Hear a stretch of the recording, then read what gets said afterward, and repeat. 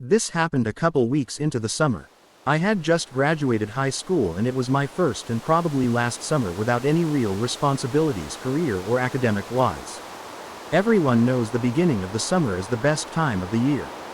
So, it's safe to say that I was living my best life at that point. In Wyoming, there's this popular tradition where the new graduates drive way out into the plateaus and go rock climbing. Well, I'm not actually sure if it's a tradition anywhere besides my school, but I like to think it is.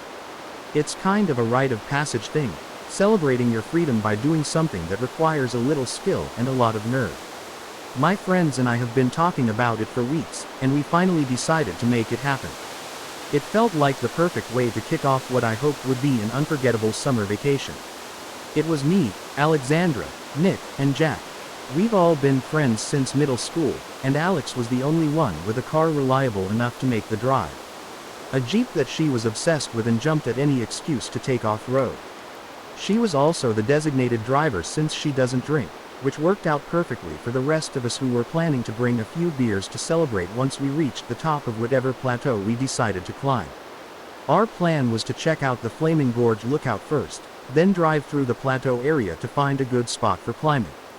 The lookout was incredible, one of those views that makes you remember why you love living in Wyoming. After spending about an hour taking pictures and just soaking it in, we started heading back toward Route 80, taking our time and keeping an eye out for potential climbing spots. We were driving along Highway 141 when we spotted this really cool area off the side of the road. There were these massive rock formations that looked perfect for climbing. Not too technical, but challenging enough to be worth the effort. Alex pulled into a small gravel lot and we grabbed our gear and filled our backpacks with drinks. The plateau we chose was maybe a 15-minute climb to the top. Nothing too crazy, just a steady scramble up the rock face with enough handholds and foot holds to make it manageable.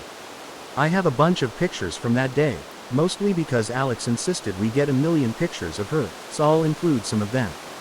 Alex went first since she was the most experienced climber among us, followed by me, then Nick, then Jack bringing up the rear.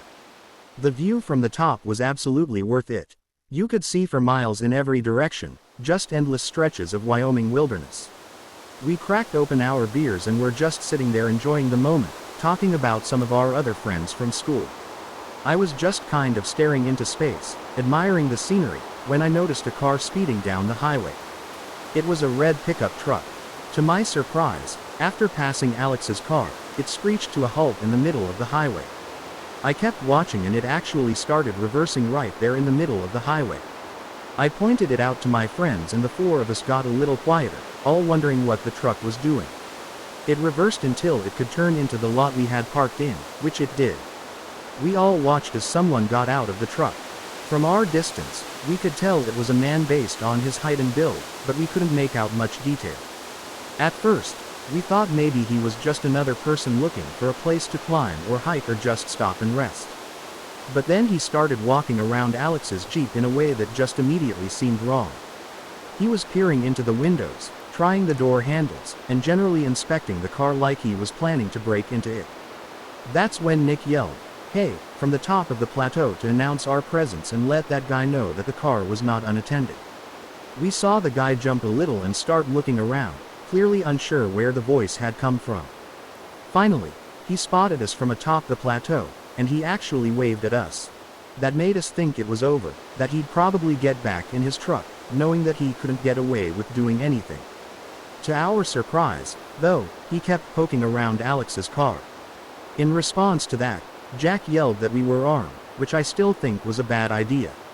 We obviously didn't have any weapons with us, but I figured Jack thought the bluff might scare the guy off. Instead, the man looked up at us and yelled back something that made me freeze up. He said, "Me, too, kiddo." Then he held something up in the air and waved it around, presumably a gun, but I couldn't tell from so far away. What happened next was like something out of a nightmare. The man started ramming his shoulder and elbow into the Jeep's windows, clearly trying to break in. We could hear the impact even from where we were sitting. Alex was furious and started screaming at him to get away from the car. The rest of us joined in, yelling and making as much noise as possible while we started scrambling down the plateau as quickly as we could safely manage. I've never climbed down anything so fast in my life. By the time we heard the sound of glass shattering, we'd made it to the ground and were sprinting across the lot toward the Jeep. The man saw us coming and yelled for us to stop, pointing what I can now tell was definitely a gun directly at us. We had no choice but to stop and put our hands up. The man told us to throw our phones and wallets on the grounds, which we did without hesitation. Then he ordered us to walk backward while he collected our stuff, keeping the gun trained on us the entire time. I was close enough now to get a good look at his face.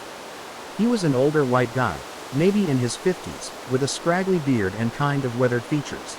Nothing particularly distinctive, which was frustrating because I knew it would be impossible to identify him among a group of generic-looking white men. After collecting all of our belongings, he pulled out a knife and punctured one of Alex's tires. Then he walked back to his pickup truck, which I noticed didn't have any license plates, and drove off without another word. Alex was livid, and I don't blame her. I was mostly scared from being held at gunpoint, but if I were in her shoes, I'd be furious as well.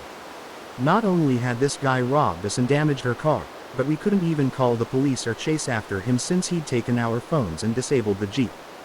Jack and I changed the tire as fast as possible, but I'm pretty sure all of us knew there was no way we'd be able to do it quick enough. Once we were back on the road, Alex drove as fast as she could in the direction the pickup had gone, but he was long gone. We gave up soon after that. Nick knew the way back to town by heart, so we decided to just head home and figure out what to do from there. As soon as we got to Alex's house, we used her mom's phone to call the police. We gave them a description of the man and his truck, but without license plates or any other identifying information, there wasn't much they could do except keep an eye out for someone matching the description. We never heard anything back from the police, obviously. And as far as I know, the guy was never caught. It completely ruined what should have been one of the best days of our summer, and I don't think any of us felt safe going out to remote areas like that for at least a few months. I definitely didn't. Music. My name is Sophia.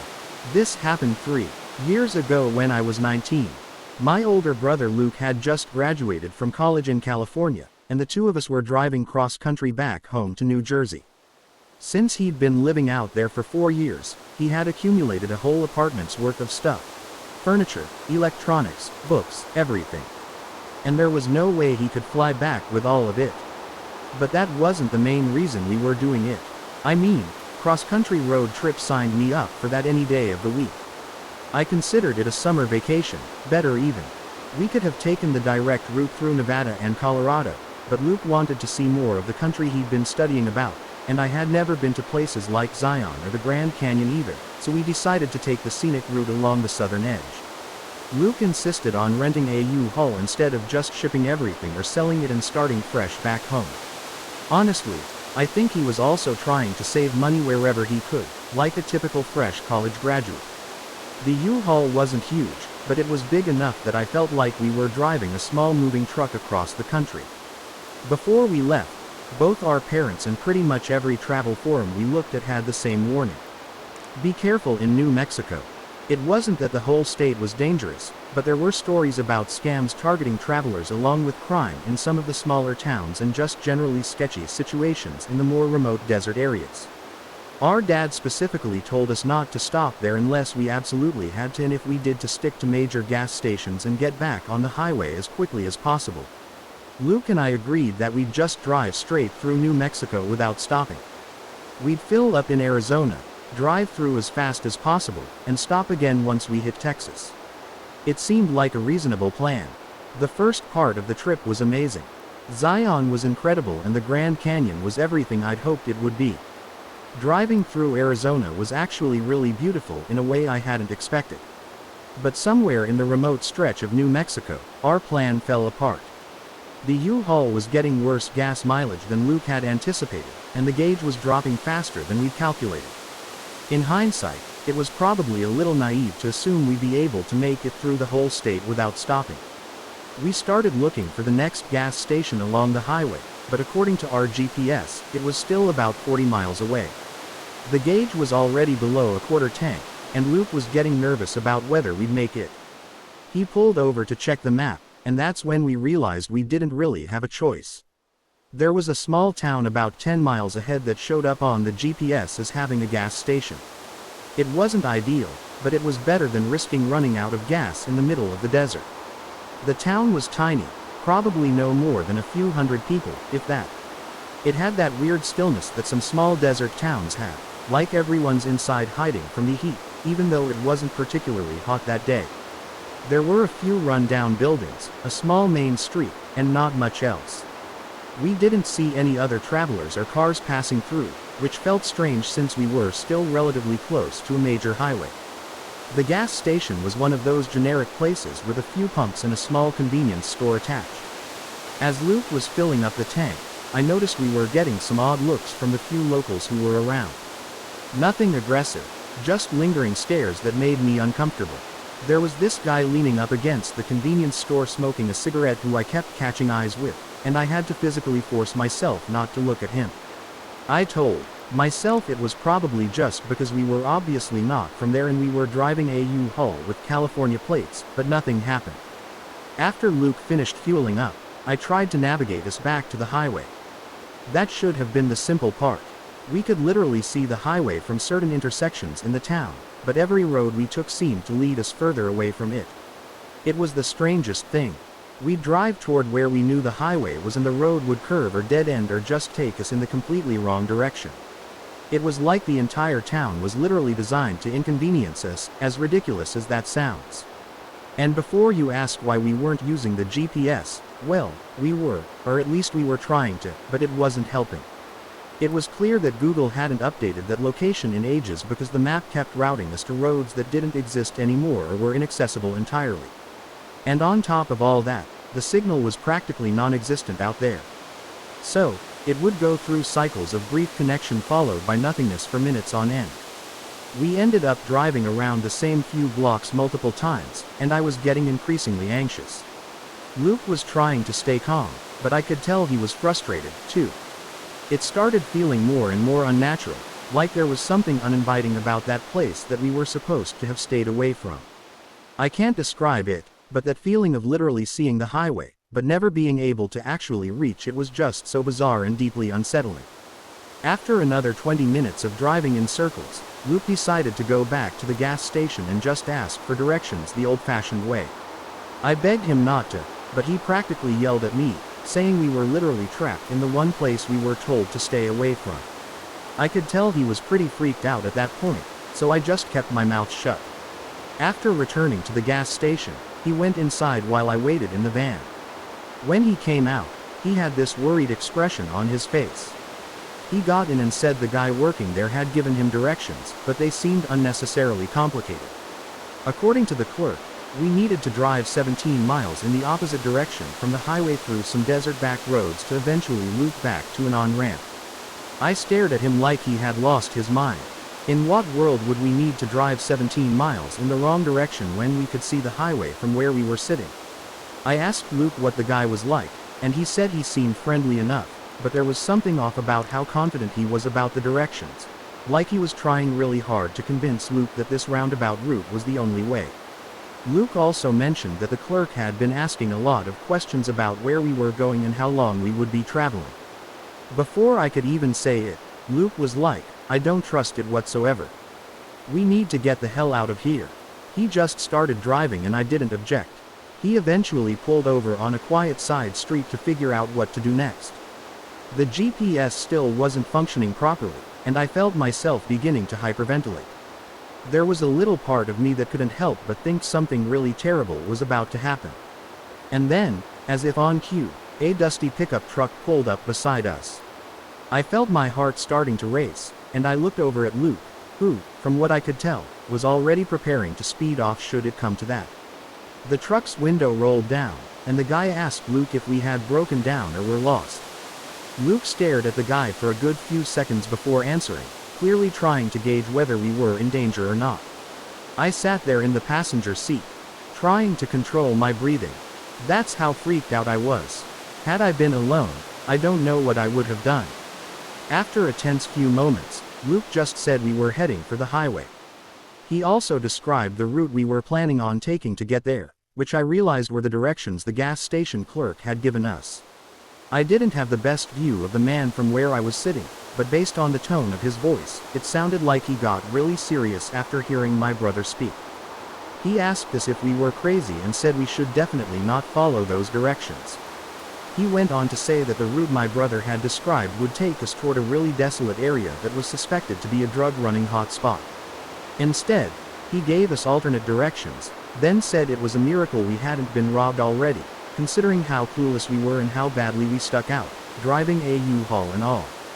Then, before we could even thank him, he drove off. Neither Luke or I said anything after that. Luke just started driving, following the man's directions. Sure enough, about a mile outside of town, there was this gravel road that was easy to miss if you weren't looking for it. It was the least intuitive, most convoluted highway entrance I'd ever seen, but after following the road for a good while, it did actually get us back onto the highway, and that was that. Luke and I talked a little bit about the whole thing, but I don't think either of us wanted to harp on it too much. We obviously laugh about it now, and our whole family knows the story and asks us to tell it every so often, but at the time, it was the most unsettling thing that's ever happened to us. I'll never forget that indescribable feeling of being there. It was like this mix of dread and anticipation and anxiety blended into one. My brother described it as a kind of breathless limbo where you're not quite suffocating, but you can feel it coming. I never want to experience that again. Music. This happened 5 years ago, 5 summers ago to be exact. My girlfriend at the time, let's just call her PS, had just graduated from college with me having graduated a year earlier. We aren't together anymore, but there's no bad blood between us, and I don't regret a single bit of our relationship, even though it eventually fell apart. She was mixed, half Croatian and half Brazilian, and the two of us had always talked about going on a European trip together after finishing college.